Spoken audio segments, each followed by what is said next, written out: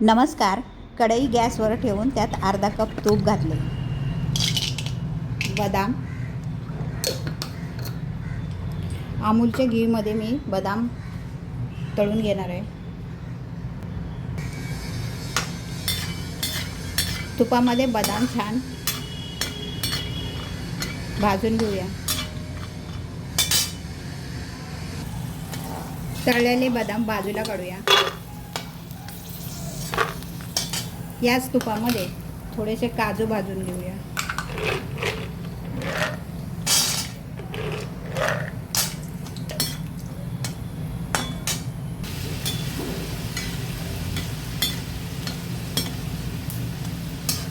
काजू लालसर झाले की ते बाजूला काढून घेऊया.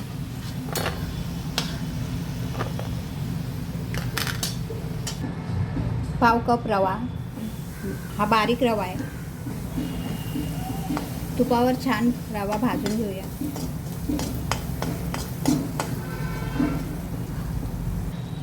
यामध्ये 2 कप बेसन घालूया.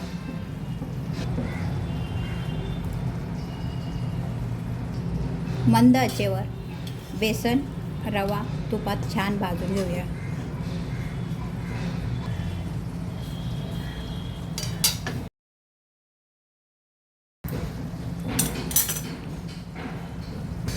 इकडे 1 चमचा अजून तूप घालणार आहे मी. गरज लागेल तसे तूप वापरावे. बेसन छान खमंग असे भाजून झाले. आता मी गॅस बंद करते.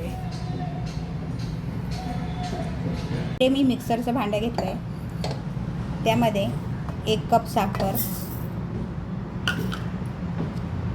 7-8 वेलदोड्याचे सोलून घेतलेले दाणे,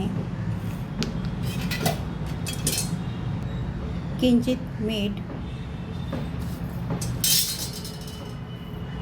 भाजून घेतलेले काजू आणि बदाम,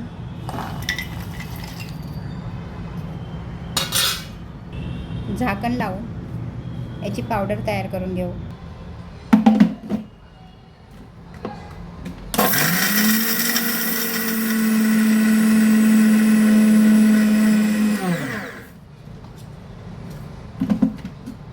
इकडे पावडर तयार आहे.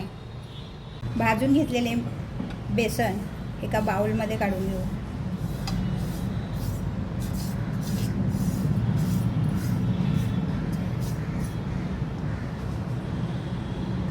साखर, ड्रायफ्रूट्स याची पावडर घालूया.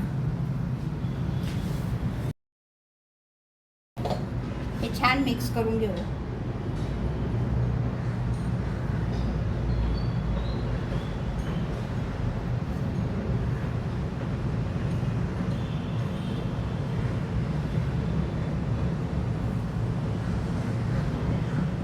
इकडे मी हाताने मिक्स करते म्हणजे छान मिक्स होईल.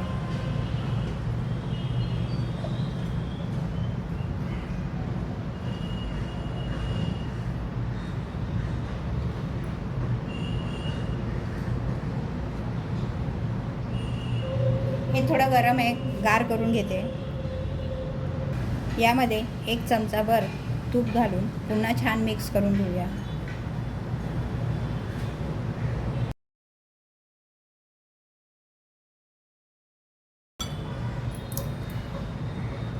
हे छान मिक्स करून झालं की याचे आपण लाडू वळवूया.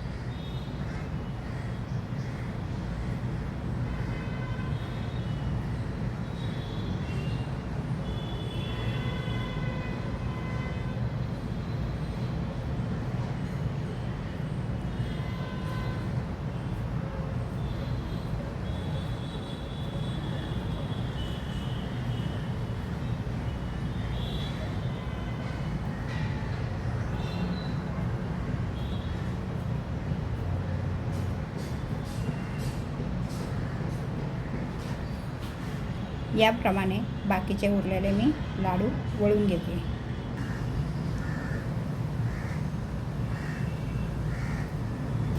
हे तयार आहेत आपले बेसन लाडू.